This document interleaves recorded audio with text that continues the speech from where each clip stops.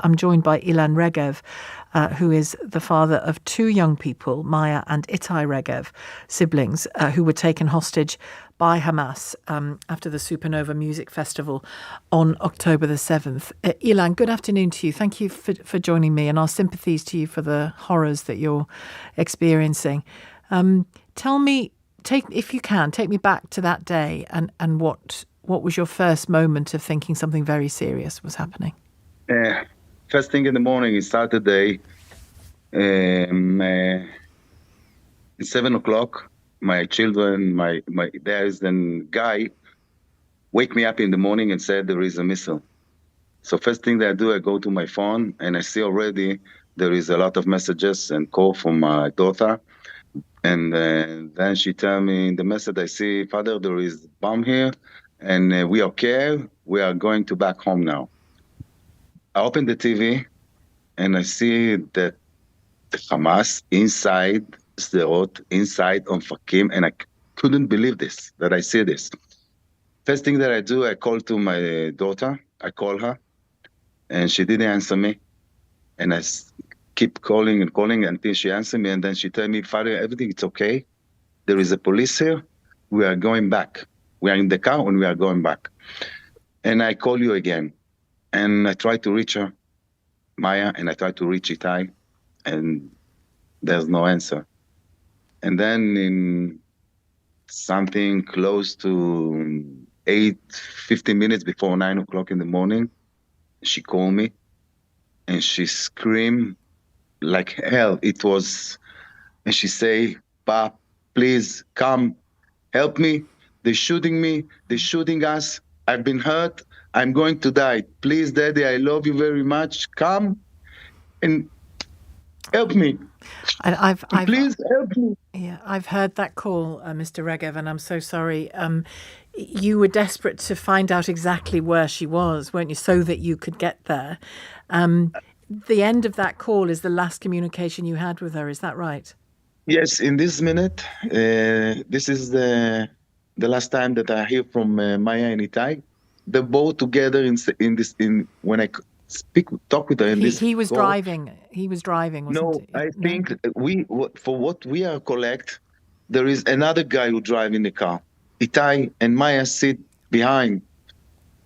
And the first thing I do, I just get in my car and head that way. Head in that direction. Yeah, at the way south to get in to bring him back. Yeah. But the police stopped me and don't let me get in.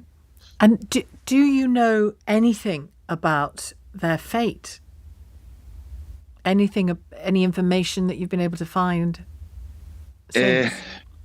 And in Saturday night, in 11 p.m., something like this, we've got somebody in my Mirit, the mother, sent me a video. And in the video, we saw Itai on the truck with handcuff behind his back and take him to Gaza, to the Hamas. And I see him move. I don't know if he's alive. I don't know nothing because after this call, I don't know nothing until now. Yeah. And about Maya, I don't know. I don't see any movie, any picture, nothing. But the from the army come in Monday and tell us that she's been kidnapped too. So that means that Maya anytime been kidnapped. What's happened to her? If they wounded or something happened to him, I really don't know until now. Just a nightmare for you and your family. Do you? How concerned are you about the scale of the military offensive that's taking place? And I mean, it's an impossible choice that you have, isn't it?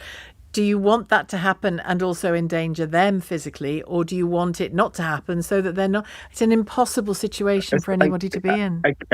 I can't tell you what's in my mind. I can't tell you. First of all, I want Maya and Itai and all the kidnaps back home and do it fastly. I seriously, I'm really afraid when the army get in. I'm very, very afraid about Maya and Itai and all the kidnaps there. I'm really afraid. I know the army do the best. I know they can do the best, but as a father, I don't know It's a very high risk operation, isn't it? Of course, it's very high. You want it and you don't want it all at the same time. I want, take whatever you want, bring our children back. Yeah. There's almost 220 until now. And do you feel... Bring in everything. Do you feel that the hostages are being forgotten in the midst of all of this? I mean, I know that families like yours are keen to speak so that they're not forgotten. Do you feel that they are being forgotten? Our army, you mean? Your family, I don't understand. The hostages. Do you feel that the hostages are being forgotten in all of the horror that's happening? Think, the hostages? No, they know that, I know that my child know that a father, me, go and bring him anywhere. Yes. I don't let this, that someone forget about him, but I know that we are going, and they know that somebody come to help them. And all the hostages. And what many people have said is that these young people, like your children, were at this festival because they are so-called peaceniks. They are young people who believe in peace and will work for peace in their life, and then this happens to them. There's a horrible irony there, isn't there? Yes, of course they come. You know, all the children go to peace party, and we just want that all these children want to have a good life, and this is our country, and they are not safe in what we see. I said that what I see now, they are not safe here, and there is not something supposed to happen in our country. They're only child. How have you been coping in the 2 weeks? How do you manage? I try to sleep. I can't sleep. But we have the community here, very support, all the time, come and hug and everything. But I have another children. He's 14 and a half, missing so much to his brother, and he gave me the power. He gave me the power to carry on. Yes, of course. And all the people here in Israel, it's something that I can't say in word, must to see this. They are all in the whole country, in Herzliya, and everyone come and hug and talk and want to help and to do everything to help us. It's amazing. It's keeping you. It's keeping you. Of course, it's keeping you. Yes. Ilan, thank you. I think we've lost our connection to you there, but thank you so much for talking to us today. Ilan Regev, whose children, two of his children, Maya and Itai Regev, were taken hostage by Hamas after the Supernova Music Festival on the 7th of October.